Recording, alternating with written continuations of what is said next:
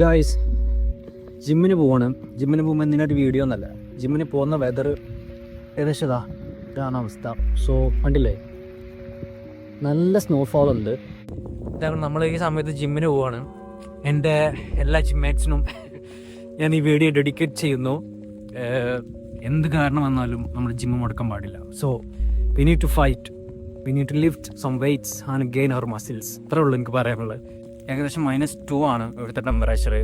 പുറകിൽ കാണുമ്പോൾ നിങ്ങൾക്ക് മനസ്സിലാവും എത്രത്തോളം ഇതിൻ്റെ ഭീകരത ഉണ്ടെന്നുള്ളത്. എന്നിട്ട് നമ്മൾ ഈ സമയത്ത് ജിമ്മിന് പോകുമ്പോൾ എൻ്റെ തലക്ക് ഓളാണെന്നൊക്കെ സം പീപ്പിൾ ചിന്തിക്കാം. പക്ഷേ ജിമ്മിന് പോയി യൂസ്ഡ് ആയി കഴിഞ്ഞ ഒരാൾക്ക് ഒരു 2 വർഷം 3 വർഷം കണ്ടിന്യൂസ് ആയിട്ട് ജിമ്മിന് പോയി ബോഡിയിലൊക്കെ ചേഞ്ചസ് വന്ന് നമ്മൾ ആഗ്രഹിച്ച ഒരു ബോഡിയൊക്കെ അച്ചീവ് ചെയ്ത് എത്തിക്കഴിഞ്ഞാൽ നമുക്ക് ജിമ്മ് ഒരു എന്താ പറയുക, ഭക്ഷണം കഴിക്കുന്ന പോലെ, കിടന്നുറങ്ങുന്ന പോലെ, വെള്ളം കുടിക്കുന്ന പോലെ ഭയങ്കര ഒരു ഇമ്പോർട്ടൻ്റ് ആണ് നമ്മുടെ ഡെയിലി ലൈഫിൽ.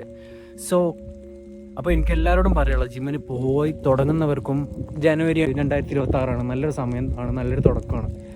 എല്ലാവരോടും പറയാനുള്ളത്, ജിമ്മിന് പോകുന്നവരോട് കണ്ടിന്യൂസ് ആയിട്ട് ജിമ്മിന് പോവുക, നല്ല ഭക്ഷണം കഴിക്കുക, പ്രോട്ടീൻ കഴിക്കുക, നന്നായിട്ട് റെസ്റ്റ് കൊടുക്കുക, കിടന്നുറങ്ങുക, സ്നേഹിക്കപ്പെടുക എന്നുള്ളതൊക്കെ ഒരു ഭാഗ്യമാണ്.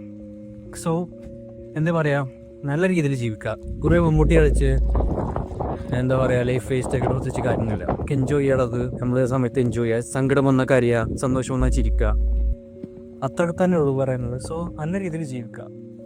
ഓക്കെ, അപ്പോൾ ഞാൻ വലിയൊരു ബ്ലോഗറോ കാര്യങ്ങളൊന്നുമല്ല, സത്യമൊക്കെ പറയണമെന്ന് തോന്നി അപ്പോൾ പറഞ്ഞു. ഇതിൽ ചിലത് എന്തൊക്കെയാണ് പറഞ്ഞത് എനിക്ക് പോലും മനസ്സിലായിട്ടില്ല. എനിവേ, അപ്പോൾ വീണ്ടും സന്ധിക്കും വരേക്കും വണക്കം.